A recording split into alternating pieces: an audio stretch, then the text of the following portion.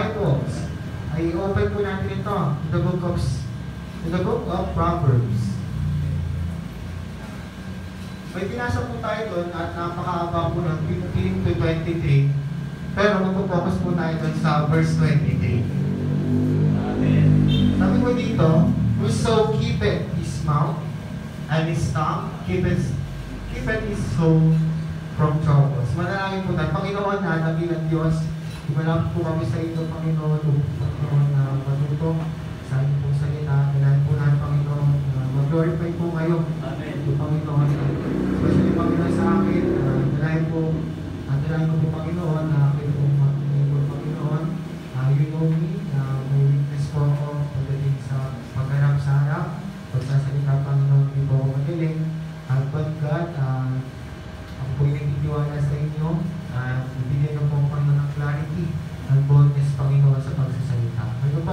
dalayan po namin mag-usog po kami sa isa't isa. Sa pangalan ni Jesus, Amen. At bago tayo magpatuloy dito sa kasi nag-search po ako ng mga bagay na connected dito po sa topic natin. If we would search po, ano po, nandiyan po ba kayo? If we would search about sa pinakamalakas na weapon sa buong mundo. Ano kaya yun? Mag-isipan po tayo, ano kaya yung pinakamalakas na weapon sa buong mundo? Yung Armalite kaya, malakas na kaya yun? O kaya yung Manil, o kaya yung ano man. So ano kaya? So meron, kapag isi-search natin, if we would search, ang pinakamalakas na weapon daw sa research, kung Google natin, ay nuclear bomb. Okay po? Nuclear bomb. Kasi kapag sumabog daw po ito, sabi yung teorya, talagang pag sumabog, mula Luzon hanggang Mindanao, wasak yan, mawawash out. Talagang kapag sumabog ito, parang makita kayo ng broccoli. Yung broccoli po, yung shape ng broccoli, dito para siyang gano'n. Tapos meron pang milyon. Sobrang lakas talaga ng impact niya. Ano po? At talagang kapag yung malapit ka doon, talagang ang sabi ko, wala matitira sa'yo, puro magiging alikabok ka na lang. At kung sakaling makita mo man yun, mapupulag ka. Kasi nga, sa sobrang liwanag niya, mapupulag ka sa sobrang liwanag po niya. At hindi lang po yun. At napatunayan na po ito noong World War II. Okay po? Kung nag-aaral po kayo ng history, ng AP, ng NCAC, ano po? Noong World War II, ginamit po ang nuclear bomb upang pasabugin po ang Hiroshima, Japan. Diba? At talagang ang daming namatay po ng millions, 100,000s. At namatay ng mga tao dahil sa sobrang lakas ng pagsabog. So, ibig sabihin, dito sa mundo na to, ang natalang pinakamalakas na weapon ay nuclear bomb. Pero sa Bible po, hindi po nuclear bomb. Alam niyo po kung ano? Pag-aaralan po natin sa araw na ito. Okay po, ang pinakamalakas na weapon sa Bible ay ito lang. Napakaliit lang po niya. Sobrang liit. Kundi yung mga tank natin. Yan ang pinakamalakas na weapon according sa Bible. Sabi nga po sa Proverbs chapter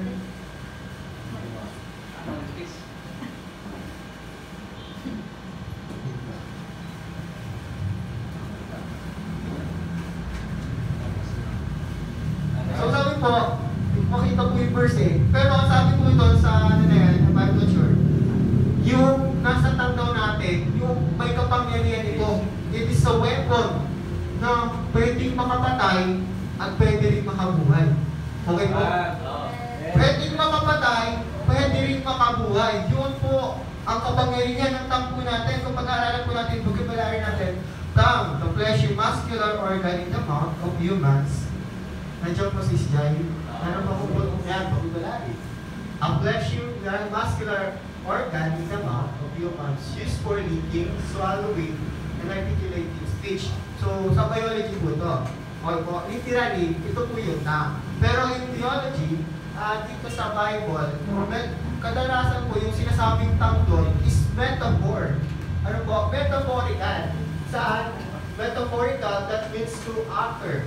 Ibig sabihin sa mga sinasabi po natin, sa mga lumalabas doon sa ating mga bibig. Yun yung mga salitang lumalabas po sa ating bibig.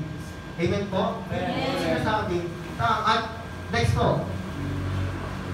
At sa Bible, madaming mga tongue na sinasabi po. Ayun po. Tingnan natin. The tongue is the strongest weapon in the Bible. Next po. Next. Ayan. Napakaliit lang po niya. Sobrang napakaliit. Ito lang po. Ilang inch lang ito eh. Pero, tingnan po natin. Number 1. The tongue is unruly evil. Full of deadly poison. Full of deadly poison. Napakalasan niya. Talagang, pag hindi natin nagamit ng maayos, talagang, makakawin talagang mag-penetrate yung dako sa tao. Talagang, mamatay talaga siya. Sobrang lakas. Sa James chapter 3:8 po natin makikita. Hindi lang yan fire. Ano po? Fire isang amoy. in a world of iniquity. Ibig sabihin, yung tongue, yung sinasabi natin, kapag hindi po maayos, pwede pong makasunog ng tao. Opo? Bow, arrow, shot. Yung arrow. Kapag tinamaan ka, yung parang maliit na, yung bala na tinamaan ka, yung po, tinuturo si Jeremiah chapter 9 verse 8. Talagang kapag tinamaan ka, maaari kang mawasak. Sabi dito, it speak and deceit. Puro kasinungalingan. Ano po? Or decently.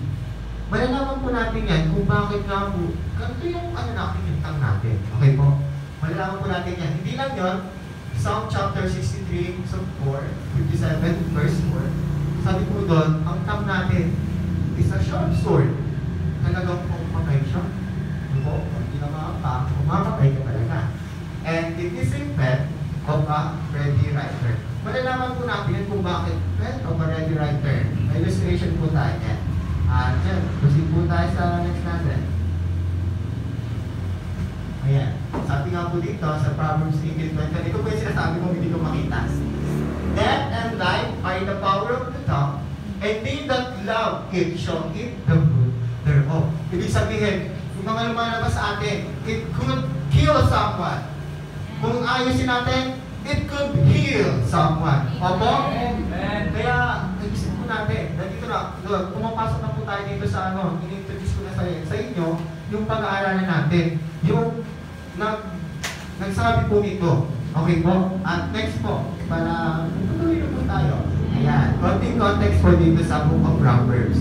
Ang Book of Proverbs ay isa po siya po na isinulat. Ano po? Ng isang hinayaan ng katalinuhan, ng karunungan. Kung pag-aaralan natin, siya daw ang nabigyan ng bilang maging pinakamatalinong tao. Okay po? At yun po, si King Solomon.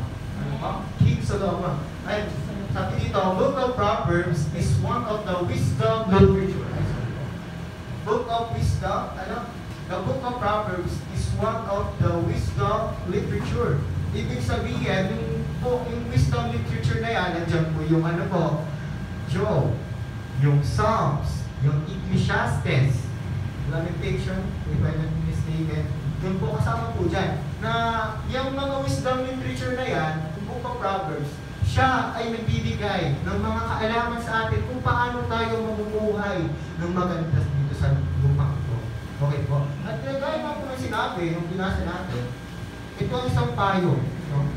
Whoso keepeth his mouth and his tongue, keepeth his soul from troubles. At next po. Ayan, sabi po dito, si King Solomon po, di ba, hari siya? King Solomon. So, alam niya kung paano mag-lead.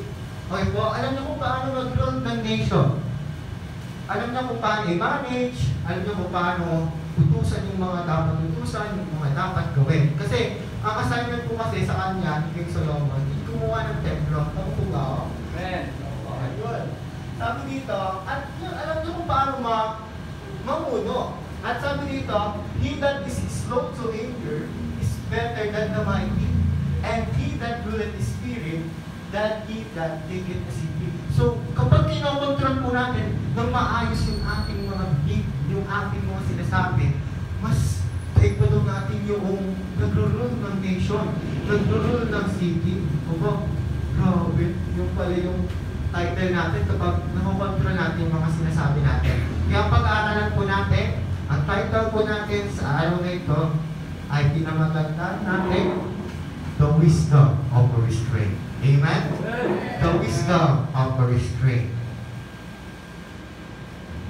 Ayan, kapag pinag-aralan po natin sa salitaan, restraint. Ano po ba yung restraint? Tingnan po natin sa ayan, restraint, pagpipigil. Ibig sabihin dito, calm and control behavior. So, nakakontrol na pag-uugali. He showed admirable restraint and refused to be provoked. Example. Sabi dito, it is being under control of ourselves. So, nakakontrol natin yung sarili natin. Kahit ano pang mangyari, mga masamang bagay, tulad kanina, ay na presidente, nakakahanga kasi. Ibig na Isang mag-burst siya. Ay, grabe. Nawasak yung ano mo, phone ko. Grabe. Imbis na dapat, ano ba yan? Mag-react siya ng overact. Pero, ano na lang siya? Then, a restrained person. Amen? Pero na ako nakilala, mga kapatid, isang babae, meron siya kagalit. Talagang, grabe itong babae ito. Ang haba ng pasensya niya. Kasi, yung babae ito, lagi nag-a-adjust kasi, nag-misinterpret siya. Siraan yung babae, kung anong hindi sinasabi sa kanya. Pero, ginagawa nitong babae, talagang gusto niyo mabago yung tao yun eh. Gusto niyo mag-improve din, pero, ginagawa ng babae ito, nagiging restrained siya. Okay po? Kinokontrol niya yung sarili niya. Ano po? At hindi lang po yun. Next po. Ayan. Makita natin yung mga restrained person. Ano po? Anong kahalagahan ng pagiging isang restrained person? Makita po natin dito, being a restrained person shows that we bear the fruit of the Spirit. Amen. Galatians chapter 5, verse 22. Isa sa anak ng Diyos, amen po, kung totoong tumanggap po tayo sa Panginoon, meron po dapat tayo, meron makikita sa ating mga bunga. Ano po ba yun? Love, joy, peace, long-suffering, meekness, gentleness, temperance, goodness. Ayun po, mga bagay na yun. Yun po ay makikita sa atin. At sinabi nga po dito, love, joy, peace. Yan, long-suffering. Kapag po tayo ay nagiging restrained person, at alam po natin na kaya natin kontrolin yung ating mga sinasabi, yung ating sarili, kahit na anong mangyaring hindi natin katanggap-tanggap sa atin, ibig sabihin, nakikita pala sa atin na meron tayong tunay na spirito. Amen po? Amen. Nakikita sa atin na tayo anak ng Diyos. At hindi lang yun, being a restrained person shows that we are wise. Amen. Wow. Grabe. Matalino pala tayong tao kapag kinokontrol natin yung sinasabi natin. Yung iba kasi, katulad yung, basta may mga kilala ko, pag nagalit talaga sila, hindi nila iniisip kung ano yung sinasabi nila. Talagang kung ano yung pinupuso sa sobrang tibok ng puso niya, kasi pag nagagalit, di ba, mabilis yung tibok ng puso niya eh. Kaya mabilis din yung mataas din yung mga dugo niya. Kaya pag ganun, hindi na nakokontrol yung sinasabi. Pero, according nga dito sa Bible, kung pag nakokontrol mo yung sinasabi mo, kahit anong galit, pwede ka magalit, kapatid. Amen? Pwede tayo magalit, pero sabi ng Panginoon, in-encourage siya tayo, huwag tayo magkasala. Be angry and sin not. Amen? Pag nagagalit kasi tayo, huwag na sumasa na natin. Amen? Hindi lang yun, being a restrained person shows that we are disciplined. Dapat daw, kung isa tayong restrained person, ay makikita tayo. Makikita sa atin na tayo disiplinado tao. Amen po? Kung paano nga po ba maging isang restrained person? Grabe. Ano pa lang ako 5 minutes ata or 10 minutes, pero nandito na po tayo sa points natin. Grabe, paano po ata tayo matatapos Amen. Amen po. How can we be a restrained person? Ewan po, ready na po ba? Amen. Amen. So, number 1, exhort rather than to exhaust. Yung sinasabi po sa atin ni Pastor Ivy, exhort one another. Encourage one another. Amen po? Ano po pang ibig sabihin ng exhort na yan? Ano po? Ano po pang ibig sabihin yan? Sabi po dito, there is to encourage. Alam mo ba, napakalaking impact po sa tao. Na imbis na i-destroy mo siya sa pananalita mo, malaki ang natutulong ng encouragement. Amen? Sabi nga sa Bible, yung anxiety, it can magpabigat sa puso. Nagpapabigat sa puso ang anxiety. Pero yung magandang salita, nagpapagaan dito. Amen po? Nasa Bible po yun. At hindi ko na po makikita kung nasan po yun Sabi po, ayan, it encourage, exhortation, it can build up a person. Opo? Talagang kapag pinractice natin ang exhortation sa church, sa natin, mga pananampalataya, talagang mabibuild ang tao. tao natin. Ano po? Kabaligtaran naman, rather than to exhaust, sabi nga dito sa akin, yung exhort, it encourage, it can bring to healing. Magpapagaling siya. Papalakas. Magko-correct. Amen po? And exhaust, ito, brings hurting, destruction, or death. Ano po? Kapag tayo, alam mo po, ako lang po ba may mga na-encounter dito ng mga tao, kapag yung bibig nila, talagang, sabi na natin, ibang tao yung pinag-usapan, talagang nakaka-drain eh. Ano po?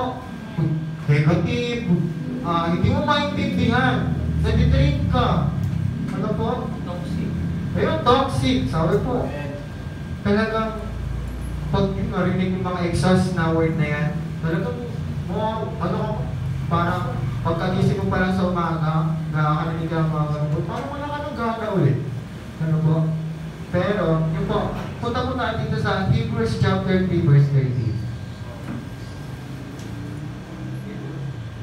Hebrews chapter 3. Oh. Sa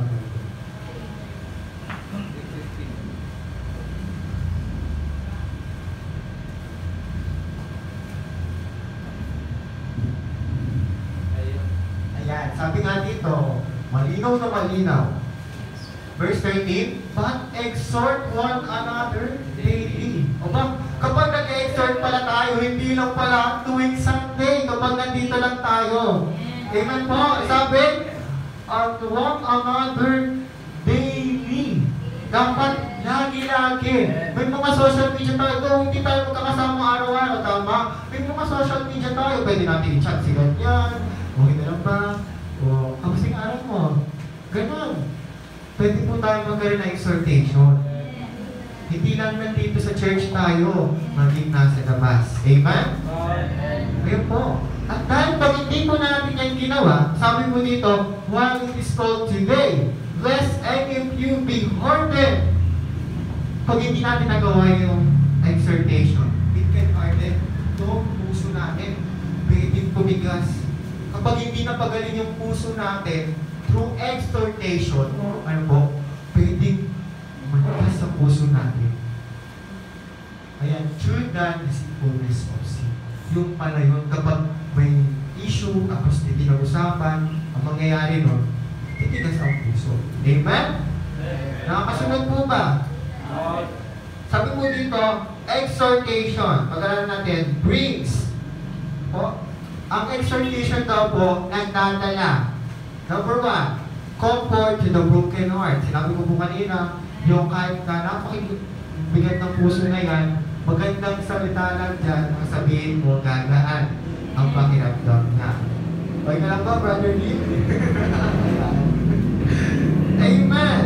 Pangalawa, courage to discourage. Aba, pwede mo palang ma-encourage yung tao kahit pag nadi-discourage siya through exhortation. Yung alam mo na, yung parang gusto na mag-quit. Parang ayaw niya na eh, ayaw niya na mabuhay eh. Pero dahil in-exhort mo siya, binigyan mo siya ng courage, pinaalala mo sa kanya yung purpose ng buhay. Yung goal niya. At yun, bumalik siya. Yun ang nagagawa ng exhortation. Pangalawa, continued faith. Acts chapter 14, verse 22, kahit dito po.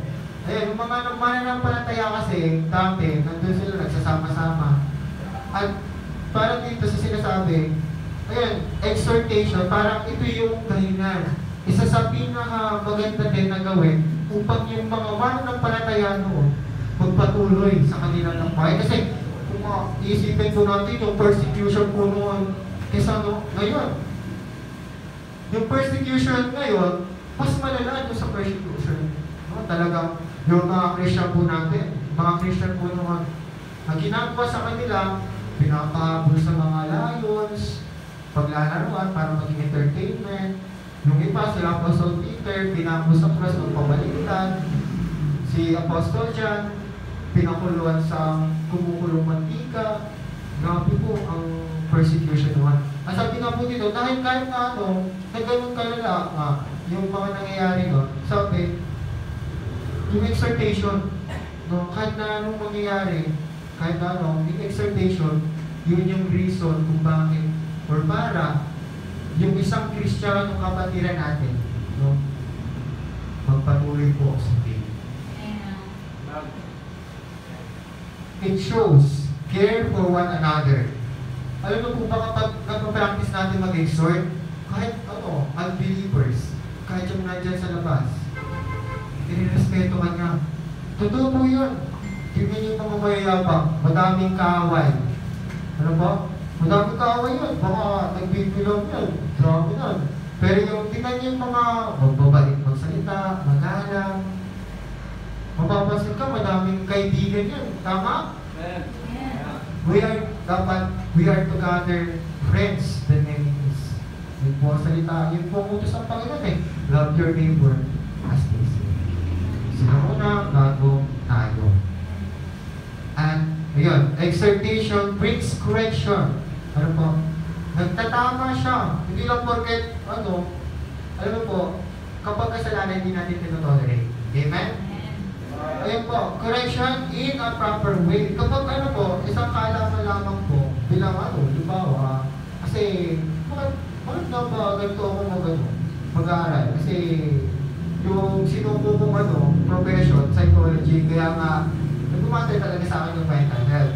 At correction in a proper way, dapat pala, nung pag-aralan ko po, kapag nag-scroll ako sa Facebook, meron po palang proper way kapag nagkakorek tayo. Tinatawag na destructive, constructive criticism. Destructive, ang goal niya, sirain ka. Kahit na maraming tao, pagsasabihan ka, ano yung magsasabi sa'yo, nagkukorek sa'yo, para mag-take advantage. Pero yung constructive, itatama ka na sa tamang paraan. At ito, halimbawa, maraming tao, destructive, maraming tao, tapos wala nang sinasabi sa kanya. Pero yung constructive criticism, maringan mo na. Masasabihin yung mga tama, mali, yun po ang proper way of correction. At hindi lang yan, titingnan din natin yung tono natin. Pag nagko-correct, hindi, bakit ba nagagalit tayo or pinagsasabihin natin isang tao, dapat ba high pitch tayo pag nagagalit? Baba lang, di po ba? Pag pinagsasabihin natin isang tao, alam natin na mahina yun. Sabi na, di ba? Tinaplit natin. Dapat encourage natin din ang exhortation, proper way of correction. Titignan natin may yung tono natin. Kasi kapag mataas yung tono mo, sakit sa tenga. Kahit natama ka, kapatid, kahit natama yung sinasabi mo, magiging kating pa rin sa pinagsasabihan mo doon. Baliktad. Opo? Pangalawa, second point. Examine your heart, eliminate heresies, clarify. Bigis na kung ano-ano yung sinasabi mo, pinag-usapan natin ibang tao, ibang buhay, na may buhay. Kasi Pilipino po, crowd mentality. Amen? Crowd mentality. Kapag may nakakangat, gusto ibaba. Gusto nila yung mga mababa, iaangat nila. Pero hindi po ganun sa Pilipino. Culture po yan. Isa po yan sa toxic trait natin. Mga Pilipino yan. Crowd mentality. Hindi po tayo Pilipino lang eh. Pilipino tayo, Kristiyano din tayo. Amen? Pilipino tayo, kaya Kristiyano din tayo. Kaya dapat, wala na sa atin yung ganung mentality. Ang mentality natin, ang mindset natin dapat, yung kapatiran natin pag nangihina, itaas. Tulungan, makabaho. Eliminate heresies. Ibig sabihin, Hershey's kasi Hershey's. Ewan po na din. Chocolate ko eh. Hershey's. Kahit ano po na, basta naiintindihan. Kasi kapag, ayun po, eliminate natin yun. Kapag nag-interviews na yung kausap natin, bubuhay ng iba, ibuhay mo na, huwag mo lang i-entertain, Kaya nga po, dapat, kapag may mga ganung mga masasama na, ibuhay natin yun. Hindi na natin kailangan mag-react or what. Kailangan natin, bakit nga po ba napakahalaga nito? Bakit mahalaga po ba na imbis na pag-usapan yung iba, bakit hindi natin pag-usapan kung sino tayo? Isang illustration. Kapag humarap ka sa salamin, tingnan natin, ano po, yung mga sinasabi natin. Bago tayo tumingin sa ibang tao, sa pinupunuan natin sa kanila, na may muta siya, no? Tingnan muna natin, sabi sa Bible, baka yung muta mo, kung umarap ka sa labi, saan ka mutan? Ano po? Sila mo, bago mo sila sabihan, tingnan mo muna yung sarili mo. Pinakamahalaga ito, kapatid, sabi ng Panginoon, kapag, ano po, sabi ng Panginoon nga, yung sa Luke chapter 6:45,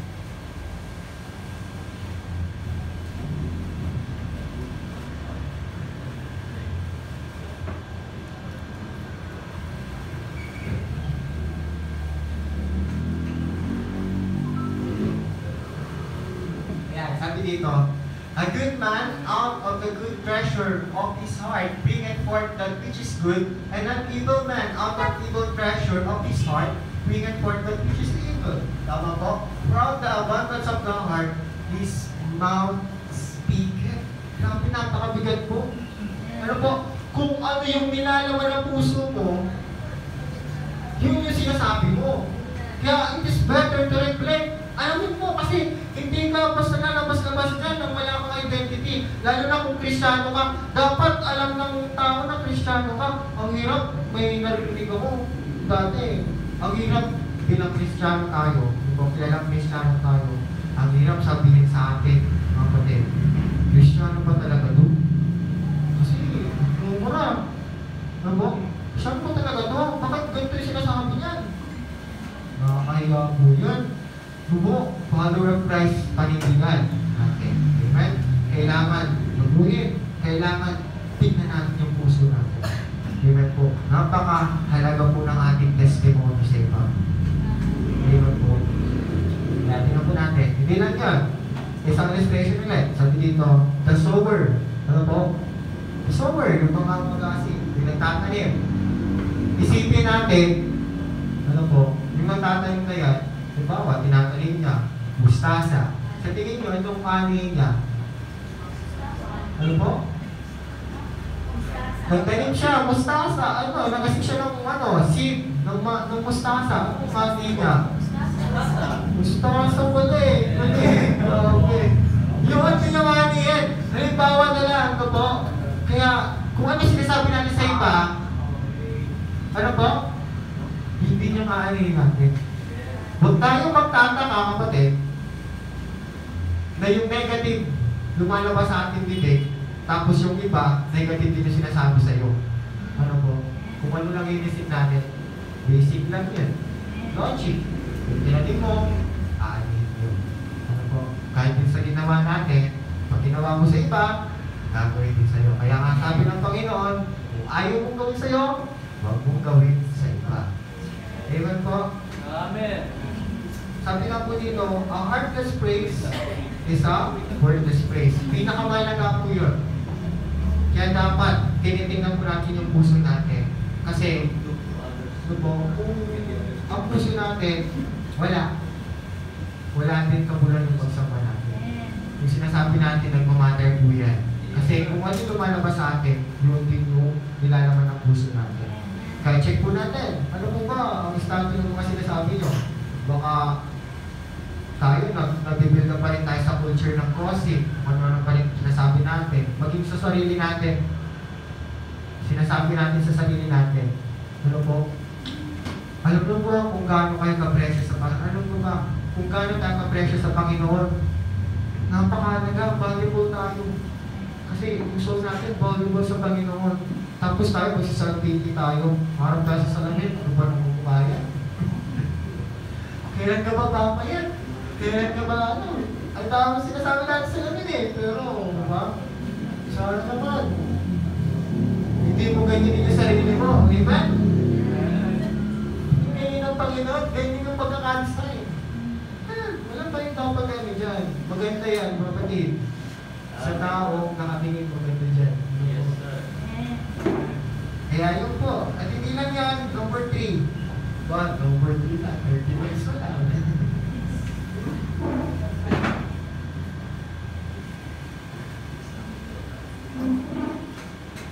dito, elevate God rather than eroding yourself. Amen?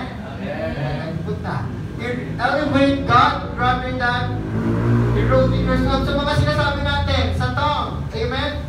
Dapat, yung ating mga sinasabi, it can elevate God. Dapat na pupurihan ng Panginoon. Siya ang itinataas. Amen? Paano natin magagawa ito? So dito, glorify. Sabi, give praises, honor, and glory to God. Imbis na kung sino-sino ang binababa natin, Panginoon ang tinataas. Amen? Use it to pray. Yung mga tao natin, gamitin natin. Imbis na mga nakasakit sa atin, pag-pray natin sila. Ano po? Yung po, gusto sa atin ng Panginoon. Pag nakasakit sa atin yung iba, pag-pray natin sila. Gamitin mo yung buwanga mo para mag-pray sa ibang tao. Amen? And use it to share the gospel. Balik tayo sa history. Sa Pentecost, ano po? Yung speaking in tongues, ano po? Nakakalungkot yung ibang Kristiyano, nami-misinterpret po yung speaking in tongues. Kasi, yung ginagawa nila yung speaking in tongues, malayo doon sa speaking tongues doon. Alam niyo po ba kung bakit yung mga tao, nag-speaking in tongues sila, nagkakaroon silang utterance, yung iba't iba yung language, yung nagsilita ko ng Tagalog, tapos mga Cebuano, may mga Hebrew, tapos marinig nyo ng ganung language. Kaya kung ano yung mga sinasabi, naiintindihan. Ano po? Yun ang utterance ng speaking in tongues. Ano po? Hindi po yung kung ano nang ina-invento natin. Ano po? Yung mga yun, alam niyo ba kung bakit? Para i-share po yung magandang balita. Kasi yung, ano po nun, yung mga apostol, hindi naman po sila literate eh. Hindi naman sila matatalino na alam nila yung mga bagay. Hindi sila alam. Talagang Hebrew lang sila. Yun lang yung alam nilang sabihin. Kaya ang ginawa ng Holy Spirit, nagkaroon ng utterance. Translate sa mga taong iba. Kasi doon sa Day of Pentecost, hindi lang po mga hindi lang mga Hebrew eh. Maraming mga tao doon. May mga Griego, pero mga, sabihin natin, mga Gentiles. Yun po yun, kaya yung utterance ng Holy Spirit, naiintindihan nila kahit nila iba yung language. Nakakalungkot nga po, hindi po ganun yung, ano po, ang utterance, ito yun. Alam niyo ba kapag nag-share kayo ng gospel? Alam niyo ba kapag nagbabahagi kayo ng salita ng Diyos? Nag-speak in tongues kayo. Ano po? Kasi, kung bakit nag-speak in tongues, ang ginagawa lang naman yun, in-spread na may good news. Ano po? Na ang Panginoon nabuhay na magmuli para iligtas tayo sa ating kasalanan. Dumating na ang Mesayas. Dumating na ang magliligtas sa atin. Yun po ang totoong context mo kung pag-aaralan mo natin. Use it to share the gospel. Use it to speak good things in a bad things. Ano po? At titingnan natin yung mga examples natin, yung mga hari, talagang ginagamit nila yung bibig nila upang purihin ang Panginoon. Yung mga prophets, ano po, ginagamit nila upang purihin ang Panginoon. I-declare sa mga Israelites na kung gaano kadakila ang Panginoon sa kanila. Ano po? At hindi lang yun, maging ang Panginoong Jesus. Gino-glorify niya yung Father. Ano po? Pero actually nga, mas mabigat pa sa Panginoon eh. Titignan natin, siya yung pinaka-malaking picture ng pagiging isang restraint. Ano po? Kasi, walang words na lumabas sa bibig niya nung time of crucifixion. Sabi nga po sa Isaiah chapter 53 verse 7, tingnan po natin.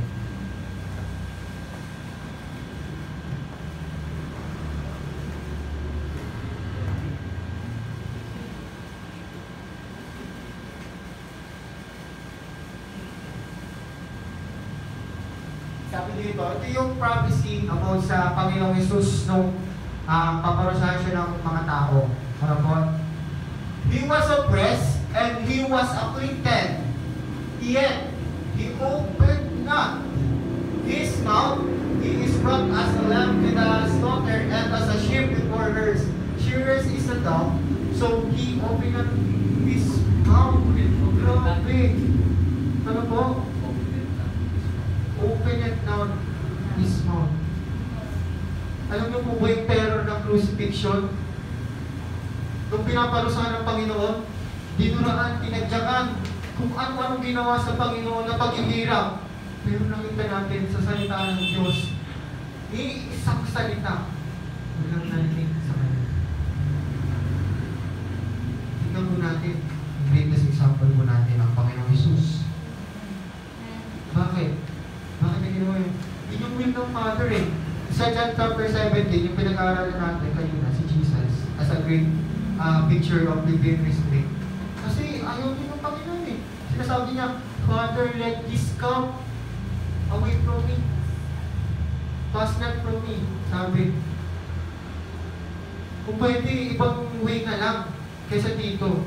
Pero sabi ng Panginoong Jesus, let thy will be done.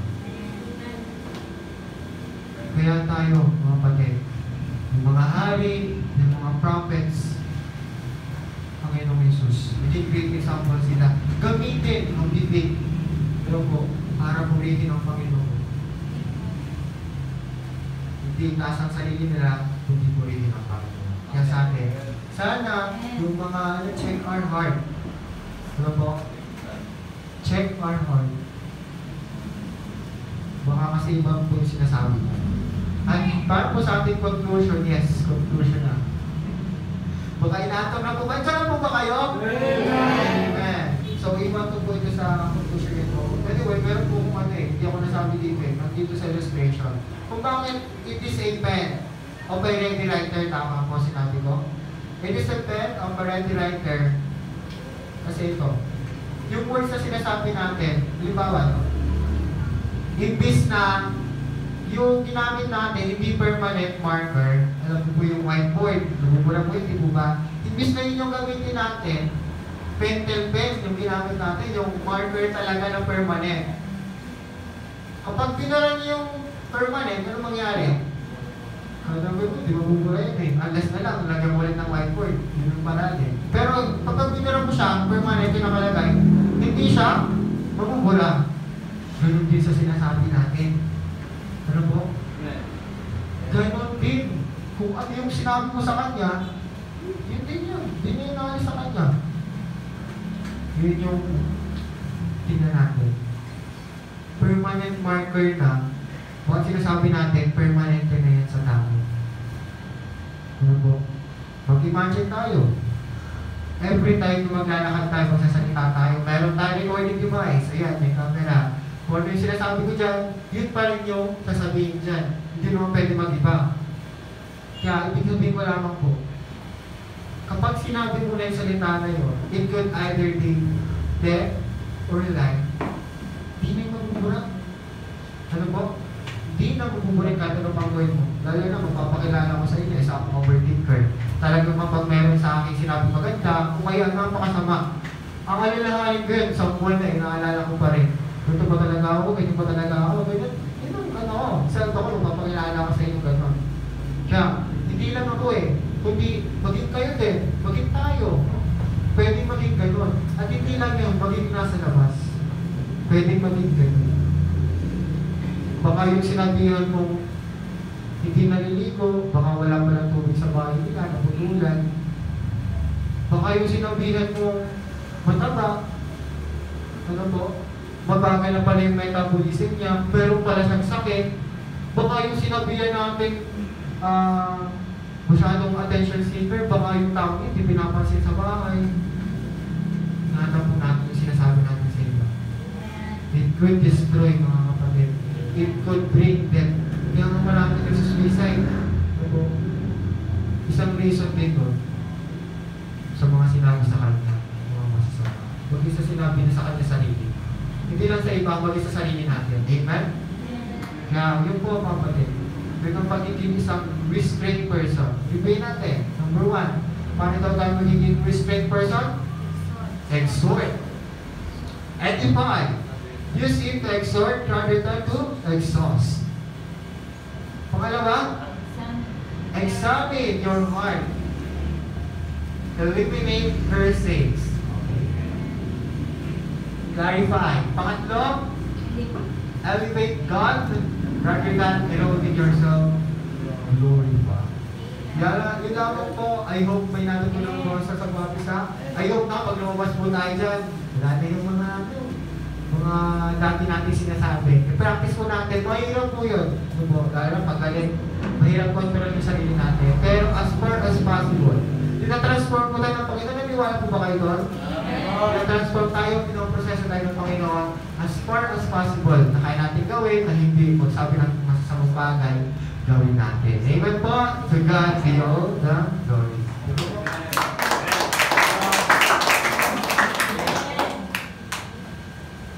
Sa Diyos po ang papuri. Salamat po sa ating po na pakinggan. Examine wisdom of restraint. Tama ba? Tayo po ay tumayong lahat. Tayo po ay manalangin sa Panginoon. O Diyos, naming nakila sa lahat, napakabuti mo sa buhay namin. Salamat po sa buhay ni Brother Archie. Salamat sa wisdom. Salamat Panginoon sa kanyang buhay na pinapagamit niya Panginoon sa iyo. Lord, salamat sa oras na ito. Bigyan mo kami, Panginoon, ng karunungan patungkol po sa mga salita namin. Yung kami ay mapagpigil sa sarili namin na kilang Diyos, especially sa mga sinasabi namin, Panginoon, sa kapwa po namin. Ito na kilang Diyos ay nagsimula sa aming mga puso. Lumalabas na kilang Diyos sa aming mga bibig. Napakaliit lamang po ng aming pong dila, subalit ito po ay nakasisira ng buhay ng tao. Maaaring mag-build up, maaaring mag-destroy. Nagilang Diyos, tulungan mo kami na makontrol namin, Panginoong Diyos, ang aming po makasalita. Isipin namin mabuti kung ang sasabihin namin, Panginoon, ay makabubuti sa tao na aming pagsasabihan. Kung ito'y makakasama, Panginoon, huwag na namin sabihin. Gaya ng Panginoong Jesucristo, na wala pong lumabas na anumang salita sa kanyang bibig. Dahil naniniwala po tayo, mga kapatid, mga pinamahal, ng ating Panginoong Jesus ang ating pong modelo sa lahat ng panahon, sa lahat ng oras. Sabihin natin, mga kapatid, ang ating pong mga puso, sapagkat naniniwala ko na ang puso natin ay pinakamahalagang bahagi ng buhay natin. Ng Panginoon, ang Banal na Espiritu ay doon nakatira. At tulungan tayo ng Diyos na sa bawat nasabihin natin ay makatutulong sa kapwa po natin. I-encourage natin ang ating mga kapatiran. Huwag tayong judgmental, mga kapatid. Huwag tayong magpapusga sa kapwa natin. Alamin natin kung ano yung puno o pinagnimulan ng kanyang problema bago tayo mamusga sa tao. Kaya kapatid, mga minamahal, salamat sapagkat natututo tayo sa mga salita ng Diyos. I-elevate natin yung atin pong pag-glorify sa Panginoon. Kaysa sirain natin yung kapwa natin. Ang Diyos ang palagi na atin po pinapupurihan sa buhay natin na ito. Huwag nating sirain yung buhay ng kapwa natin. Sapagkat ang sabi ng Panginoon, pahalin natin sila bago ang ating mga sarili. Mga kapatid, mga minamahal, napakabuti ng Diyos sa buhay natin. Tinuturuan niya tayo kung paano tayo maging mabuting mananampalataya. Kung paano tayo matututo sa kanyang mga salita. Habang tayo nananalangin, mga kapatid, mga minamahal, alam ko na meron pa tayong mga pagkukulang sa Panginoon. Meron pa tayong mga nagagawang hindi tama sa kapwa po natin. Pigilin natin ang dila natin na magsalita ng hindi maganda sa kapwa natin. Mas piliin natin na sila ay i-lift up, sila ay encourage, sila ay exhort. Kung meron tayong mga alam na mga tao na nangangailangan ng exhortation, gamitin tayo ng Diyos para i-encourage sila, ipanalangin sila. O nagbilang Diyos, makapangyarihan sa lahat, maraming salamat. Ngayong umagang ito, meron kaming natutunan, meron kami, Panginoong Diyos, dapat na maunin sa amin po paglabas ng pintuan ng Iglesia ko. Maraming salamat muli, Panginoon, sa karunungan na pinagkaloob mo sa bawat isa. Tulungan mo kami na maging mabuting mananampalataya. Tulungan mo kami, Panginoong Diyos, na makita na mga kakilala namin, mga kaibigan namin, lalo na, Panginoon, ang mga mahal namin sa buhay, na ipinamumuhay namin, O Diyos, ang iyong kasalita. Pinamumuhay namin, Panginoon, kung ano ang natutunan namin sa mga narinig namin, Panginoong Diyos, sa inyo pong mga anak, sa inyo pong mga lingkod, Panginoong Diyos. Maraming salamat po ngayong umaga po ito. Tinanggap namin ang pagpapala espiritual. Huwag natin itong makalimutan. Huwag namin makalimutan ito, Panginoon. Ingatan po kami sa aming pansamantalang pag-iwa-iwalay. Ilayo kami sa anuman pong kapahamakan. Dali mo muli kami, Panginoon, dito sa susunod na linggo na mayroong taglay na kagalakan sa aming mga puso. At mayroong kami, Panginoon, pananampalataya at katapatan, Panginoon, sa paglilingkod. Sa iyo namin pinagkakatiwala ang lahat.